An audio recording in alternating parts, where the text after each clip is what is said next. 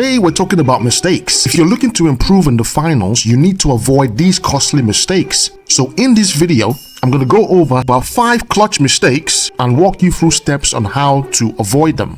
Do keep in mind, from beginner to intermediate players, everyone has their unique play styles. So see this as a guide and not gospel. So, without further ado, let's get into it. Got a revive in you? Revive me. That awkward moment when you swear you hit all your shots, but instead, it happens to the best of us. But the minute you're down, the last thing your teammates who are still up and running and in the middle of gunfights want to hear is, Got a revive in you? Revive me. Got a revive in you? Oh, come on! It's a huge distraction. Don't get me wrong, if teammate is flying off to Narnia with 0 impact, Oh yes, by all means. but if they are busy defending and running for dear life to reset, spamming the ping button is not helping. Instead, you're better off passing on whether your last enemy interaction is still up, one shot or absolute, or better yet, hype up your teammates. So the next time you're downed and teammates are still fighting, please let them cook. Yes, chef?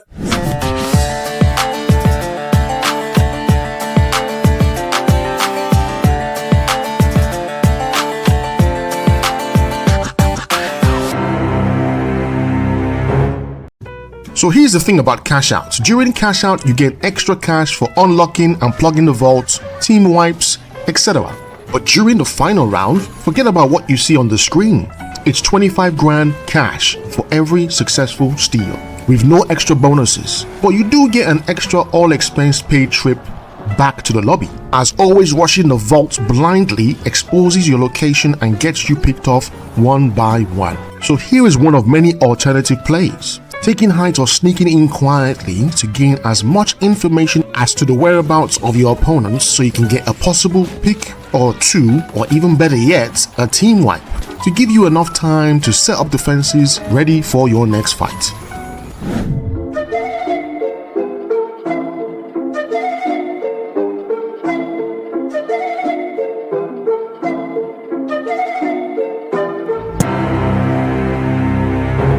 A simple mistake that claims more lives than enemy fire. There's an ongoing debate between solo queue players on how and when to commit to a team fight and when to back out. Should you stick with your teammates through and through, whether it's a losing battle, or should you back out to run down the clock and reset? But this is one of those things I think most people get stuck overthinking on, and it's worth breaking down. So in this clip, after a successful 29k cash out, my teammates and I rotate to the next vault. I ping to head to vault 5, which is the closest, but my teammates are adamant and want to head to vault 6, which is quite a while away.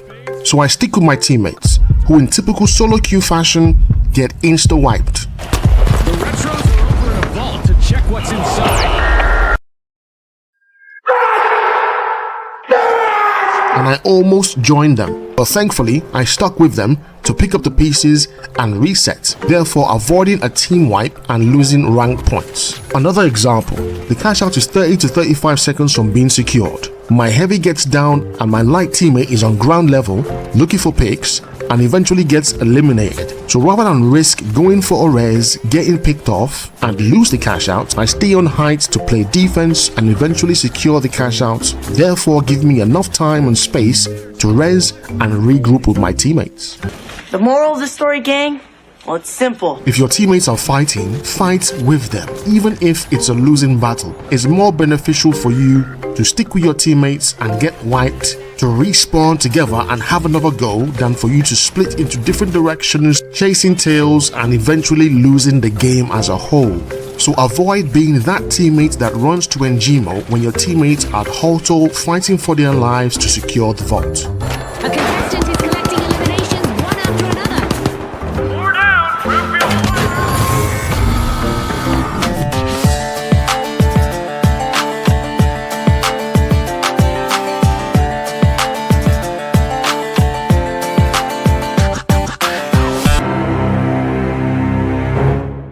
Let's be honest, solo queue in the finals can feel like daddy daycare and in some cases can be an absolute nightmare. Contestant just stole the cash out. where you get teamed up with players who are using the same class as you and almost the exact same loadout. But you can become one of two players: A, the player who complains about it and constantly tells your teammates to switch, or B, the teammate who's a jack of all classes and has a good idea of how to play all three, aka the flex pick, the one who can fill roles or pick gadgets and utilities that your current team composition is severely lacking. Therefore, being a flex pick means happy teammates means good vibes, eventually good games, and makes you the teammate that every squad secretly wants to play with. Wait, what did he say? In-game. In-game.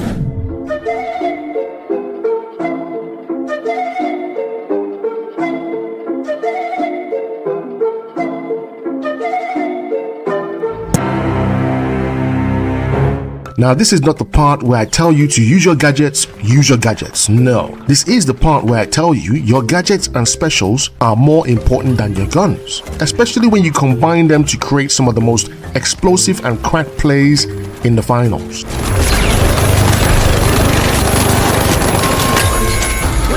So in that clip, without the combination of dome and healing emitter, regardless of the minigun, I could have easily been eliminated. Another example, combining invis with gateway. By going invis and jumping into your gateway, you can pull off some of the most dumb assassinations. First blood. Double kill.